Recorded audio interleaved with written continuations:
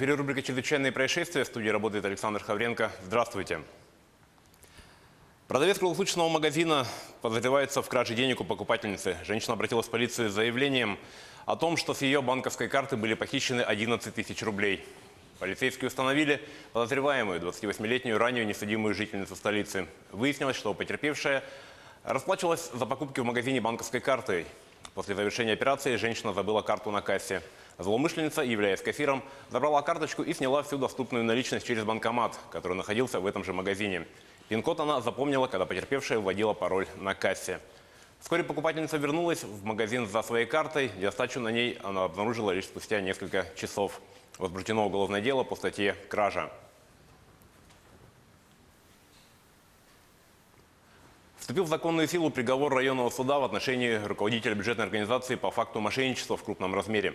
Сотрудниками регионального управления ФСБ в Аймиконском районе установлено, что начальник пожарной части, используя свое служебное положение, фиктивно трудоустроил своего знакомого на одну из должностей в районный филиал противопожарной службы.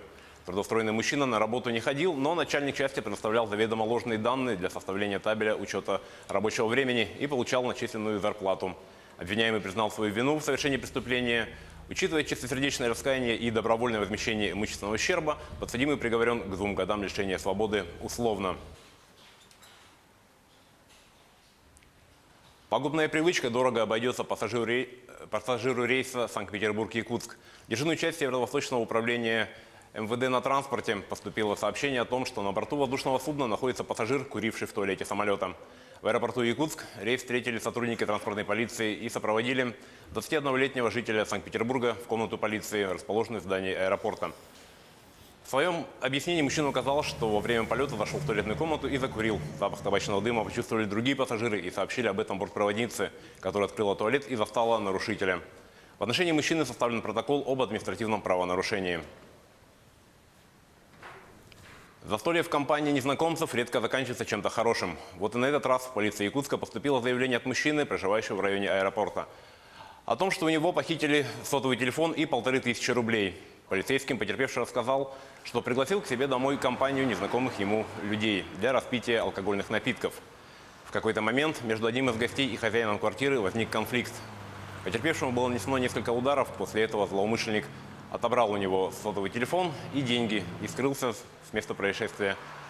Оперативники установили личность подозреваемого и доставили его в отдел полиции. Им оказался ранее судимый за кражу 30-летний безработный местный житель, у которого был изъят похищенный смартфон. Возбуждено уголовное дело по статье «Грабеж». Управление Верховного комиссара ООН по правам человека глубоко обеспокоено событиями в Иране. Силы безопасности Исламской Республики применили боевые патроны против участников акции протеста, вызванных повышением цен на бензин. Счет погибшим может идти на десятки. ООН призывает власти Ирана к сдержанности и соблюдению прав граждан на мирные собрания. Иранские власти утверждают, что в столице восстановилось спокойствие. Подробности рассказывает Сергей Берец.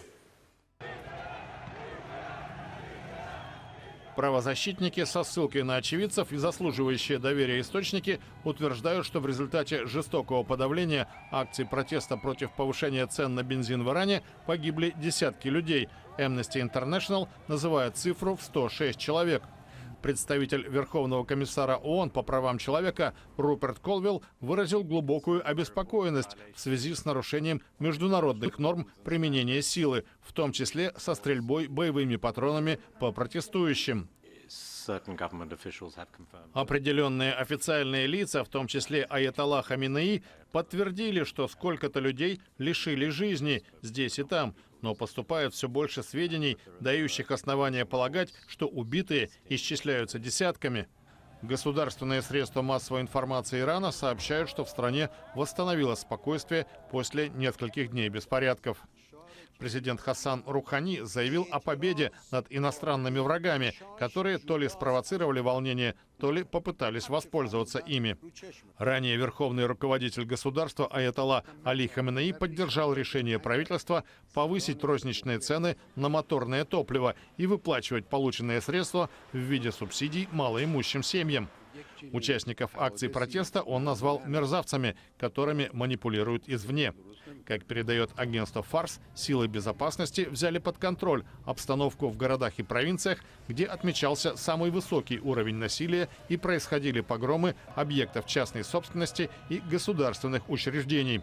Телеканал Пресс-ТВ передает репортажи о похоронах мучеников, гражданских и военнослужащих, погибших от рук бунтовщиков, а также о митингах в поддержку правительства.